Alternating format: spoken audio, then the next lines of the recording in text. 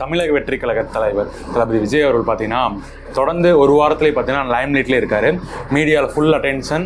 அதிலே தான் அந்த அவரோட ரோட் ஷோவாக இருக்கட்டும், கோயம்புத்தூரில் 2 நாள் பண்ணியிருந்தாங்க அந்த ஒரு பூத் ஏஜென்ட்டோட நிகழ்ச்சியாக இருக்கும், அதுக்கப்புறம் மதுரையில் வந்து ஒரு ஷூட்டிங் போனப்போ அங்கே ஒரு ரோட் ஷோவாக இருக்கட்டும், இப்போ கொடைக்கானலாக இருக்கட்டும், அவரை சுற்றியே வந்து இந்த அரசியல் களம் பார்த்தீங்கன்னா போயிட்டே இருக்குது.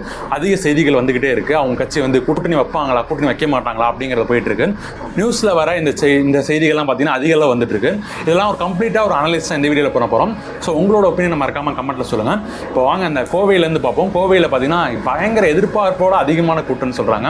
அந்த ஒரு பூத் கமிட்டிக்கு வந்ததாக இருக்கட்டும், அந்த ரோட் ஷோ பண்ணதாக இருக்கட்டும், இதெல்லாம் ஒரு மிகப்பெரிய எழுச்சியாக இருந்துச்சு. இளைஞர்களாக இருக்கட்டும், தொண்டர்களாக இருக்கட்டும், ரசிகர்களாக இருக்கட்டும், பயங்கர எழுச்சியாக பண்ணியிருந்தாங்க. அதிலே சில விரும்பத்தகாத செயல்கள் பார்த்தீங்கன்னா இருந்துச்சு. அதுக்கு அவரே வந்து ஒரு அறிக்கையும் கொடுத்துருந்தாரு. இந்த மரத்து மேலேருந்து கீழே விழுவுறது, தலைக்கவசம் இல்லாமல் பார்த்தீங்கன்னா வேகமாக ஓட்டுறது, இந்த மாதிரிலாம் ஒரு சைடு இதை வந்து பார்த்தீங்கன்னா ஒரு கெத்து அந்த மாதிரி கொண்டு போகாமல் இந்த மாதிரி செயல்களை பார்த்தீங்கன்னா தனி மனித ஒழுக்கம் எப்பயுமே முக்கியம். பட் இதை வந்து ரொம்ப ஒரு ஆர்வ கோளாறுல ஒரு சில நபர்கள் பண்ணிட்டு தான் ஆறாங்க. அவரை பார்க்க ரொம்ப நாள் ஸ்க்ரீன்லேயே பார்த்தவங்க இந்த பார்க்குறப்ப அந்த ஒரு இதில் பண்ணிடுறாங்க. நம்ம கேட்டுக்கிறது என்னன்னா, இந்த விர்ச்சுவல் வாரியர்ஸ் அந்த ஆன்லைனில் சப்போர்ட் பண்ணுறவங்களா இருக்கும், செய்தி நிறுவனமாக இருக்கும், இந்த மாதிரி நபர்களில் வந்து நீங்கள் வீடியோ எடுத்து தனிப்பட்ட முறையில் கட் பண்ணி ஒரு நியூஸ் சேனலோ நியூஸாக ஒரு வீடியோவாக போட்டு பிரபலமாக்கி விடாதீங்க. ஏன்னா இது இன்னும் நிறைய பேருக்கு ஒரு இன்ஸ்பயர் ஆகி ஓகே இது எப்படி இருந்தாலும் நம்ம தெரிஞ்சுட்டோப்பா, நம்ம தான் இன்னைக்கு வந்து ஒரு டாக் ஆஃப் டவுன் ஆகிட்டோம், இந்த மாதிரி நம்ம ஏதோ ஒரு காரியம் பண்ணுவோம், ஏதோ ஒரு வேறு ஏதாவது ஒரு கிறுக்குத்தனமாக ஒரு காரியம் பண்ணுவோம் அப்படிங்கிற மாதிரி ஒரு முன்னுதாரணமாக ஆயிடக்கூடாது.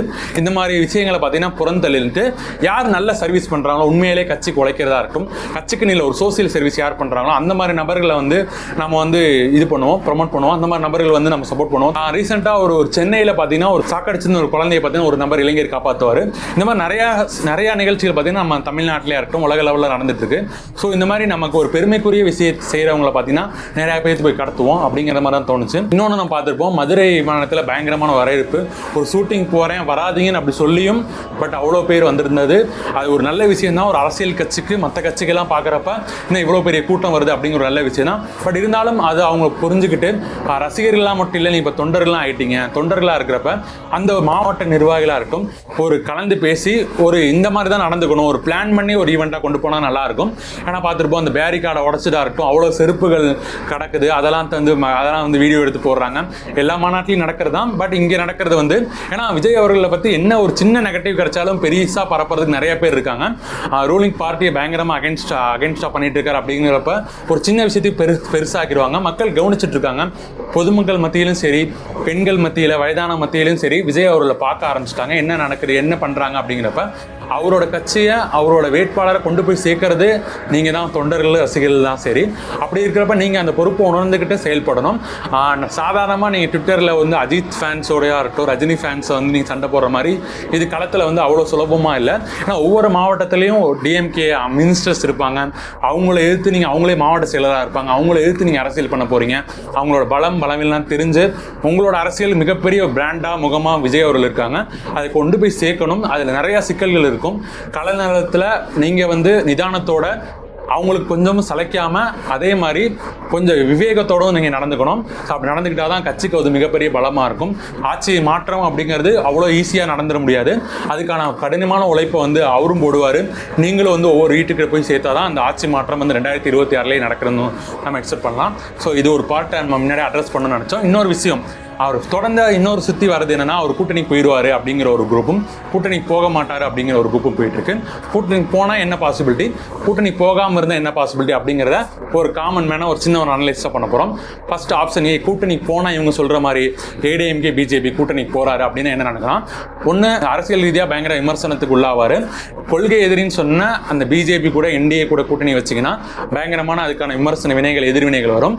இன்னொன்று, எடப்பாடி பழனிசாமி அவர்களை முதலமைச்சர் ஆக்கிறதுக்கு நீங்கள் சப்போர்ட் பண்ணிருந்தீங்கன்னா இதுக்காக தான் நீங்கள் இவ்வளோ விட்டுட்டு அந்த ஒரு நீங்கள் சொல்கிற மாதிரி கெரியர் உச்சத்துலேருந்து விட்டுட்டு அவரை முதலமைச்சர் ஆக்க தான் வரீங்களா அப்படிங்கிற கேள்விக்கு வரும். அதுக்கும் நீங்கள் பதில் சொல்கிற மாதிரி இருக்கும்.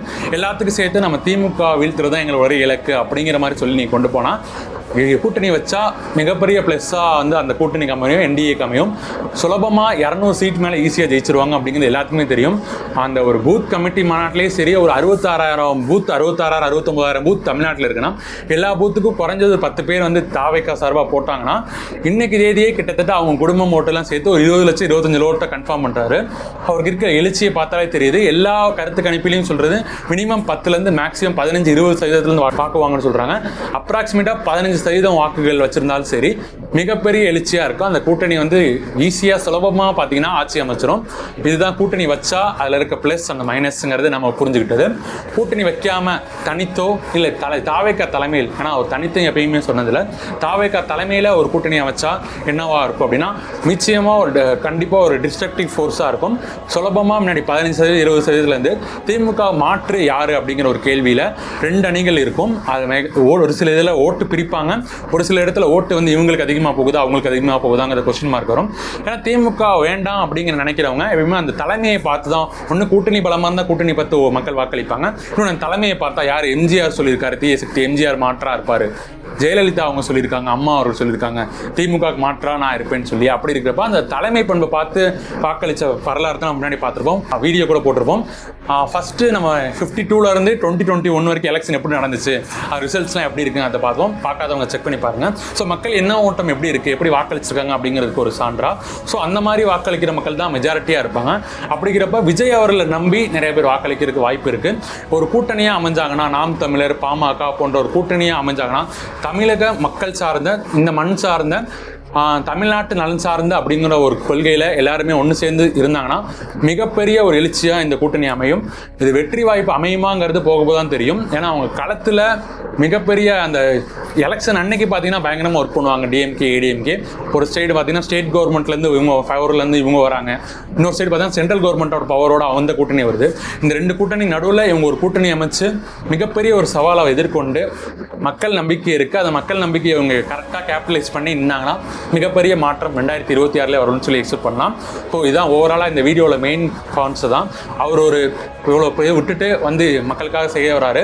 அதை பொறுப்பை உணர்ந்து ரசிகர்களும் சரி தொண்டர்களும் சரி இனிமேல் இந்த ரொம்ப ஒரு எக்ஸ்ட்ராடினரியாக ரொம்ப ஒரு அது அளவுக்கு மீறி எந்த ஒரு பொதுமக்களுக்கு முகம் சுளிக்கிற மாதிரி எந்த ஒரு என்னடா இப்படி பண்ணுறாங்க சின்ன பசங்க மாதிரி பண்ணுறாங்க அப்படிங்கிற பேர் வாங்காமல் நடந்துக்கிட்டா நல்லாயிருக்கும். தொடர்ந்து அவர் நிறையா பொது நிகழ்ச்சிக்கு வெளியில் வர போகிறாரு. அப்படி இருக்கும்போது நீங்கள் வந்து பொறுப்புணர்வு நடந்து கொள்ளணும். இந்த கட்சி சார்பாக கட்சிகளும் கேட்டுக்கிறோம். உங்களோட ஒப்பீனியன் என்ன, இதெல்லாம் ஓவரால் நீங்கள் பார்த்துருப்பீங்க. உங்களோட ஒப்பீனியன் என்னங்கிறத மறக்காமல் சப்போர்ட் பண்ணுங்கள். டிஃப்ரெண்ட் வீடியோஸ் போட்டுட்டு வரோம், சினிமா சரி, அரசியல் சரி, ஸ்போர்ட்ஸ் சம்மந்தமாக போட்டுட்டு வரோம். சப்போர்ட் பண்ணுங்கள். ஏஎஸ்ஆர் தமிழ் சேனல் சப்ஸ்கிரைப் பண்ணுங்கள். இந்த வீடியோ நிறையா பேஜ் தாவேக்க தோழராக இருக்கும், டிவிக்கு சப்போர்ட் பண்ணுற மெம்பர்ஸ் ஷேர் பண்ணி அவங்களோட ஒப்பீனியன்ஸு கமெண்ட்டில் சொல்லுங்கள். தேங்க்யூ.